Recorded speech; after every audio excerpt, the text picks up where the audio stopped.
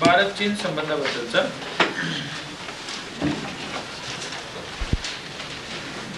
आपल्या ह्या दोन्ही देशामध्ये भारत आणि चीन याच्यातले जे संबंध आहेत तर ते साधारणपणे 2004 या वर्षात त्यांनी एक उच्च पातळी गाठलेली आपल्याला दिसून येते।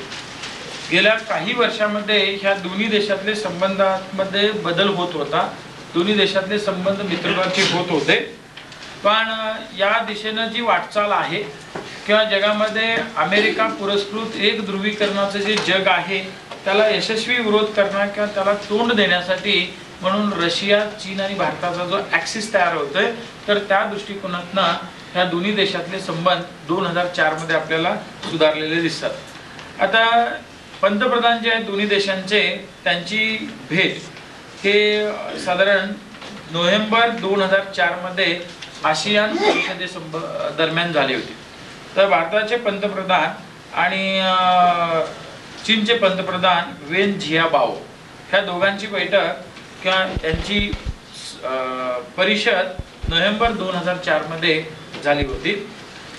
दुसरी गोष्ट तर अगदी जानेवारी महिन्यामध्येच चीननं सिक्कीम हे स्वतंत्र राष्ट्र नसून तो भारताचा भाग आहे हे पहिल्यांदा दाखवून सीमा प्रश्न सोडवण्यासाठी ते राष्ट्र उत्सुक असल्याचं दाखवलं होतं।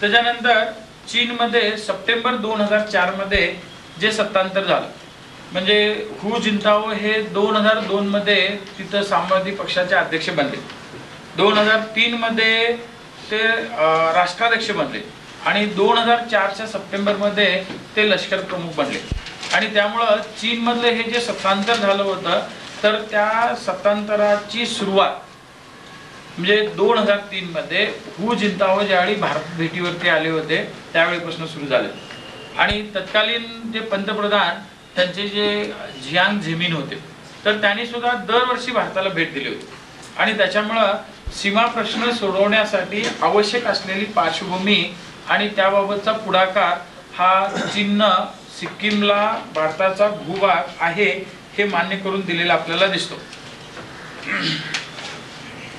नंतरचा याच्यातला मुद्दा जो आहे तो म्हणजे राजकीय पातळीवरती चीन आणि भारत यांच्यावरचा प्रशासकीय पातळीपेक्षा राजकीय पातळीवरती चीन आणि भारत यांच्यातले संबंध सुधारलेले आढळतात आणि 18 ते 19 नोव्हेंबर दरम्यान JN दीक्षित आणि त्यांचे बिंगिओ नावाचे परराष्ट्र सचिव यांच्यात चीनमध्ये चर्चेची फेरी पार पडली सीमा प्रश्नासंबंधी। त्यांचं नाव काय? दाई बिंगुओ चीनचे उप परराष्ट्र मंत्री किंवा सचिव, त्यांना परराष्ट्र सचिव म्हणतात किंवा उप परराष्ट्र मंत्री म्हणायचे।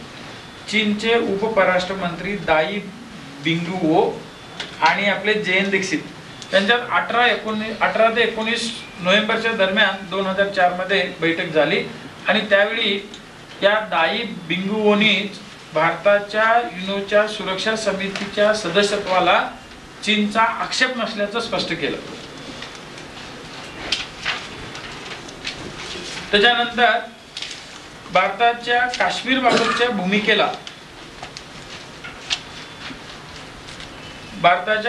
बाबतच्या भूमिकेला डिसेंबर 2004 मध्ये ज्यावेळी भारतीय लष्कर प्रमुख NC वीज चीन दौऱ्यावर होते त्यावेळी चीनने पाठिंबा दिला किंवा भारताच्या भूमिकेचा सहानुभूतीपूर्वक विचार केला।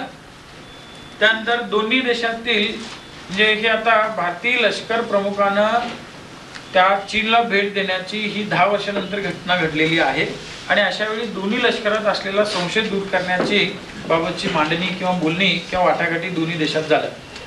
त्याच्यानंतर सीमा प्रश्न लष्करी पातळीवर सोडवण्याच्या ऐवजी तो कालबद्ध नियोजन करून सुरुवातीत राजकीय नंतर प्रशासकीय आणि शेवटी लष्करी स्तरावर सोडवण्याचे ठरले।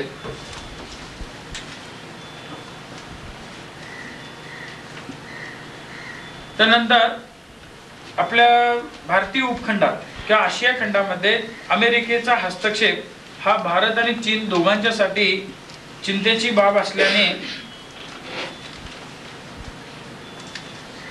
त्यातून निर्माण होणाऱ्या आव्हानांना एकत्रित्या तोंड देण्याचे ठरवले.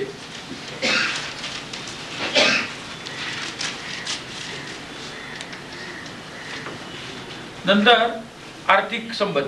दोन्ही देशातले आर्थिक संबंध सध्या वाढतच आहेत आणि ते आणखी जास्त वाढवण्यासाठी प्रयत्न करायचे ठरवले. तर सध्या दोन्ही देशातला व्यापार 2004 मध्ये 1000 कोटी डॉलरचा आहे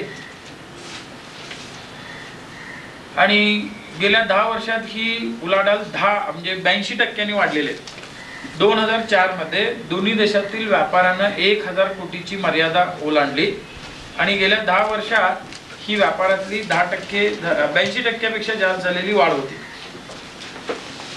त्यानंतर चीननं भारतीय सॉफ्टवेअर आणि चीनी हार्डवेअर यांची सांगड घालण्यासाठी पुढाकार घेतलेला आहे.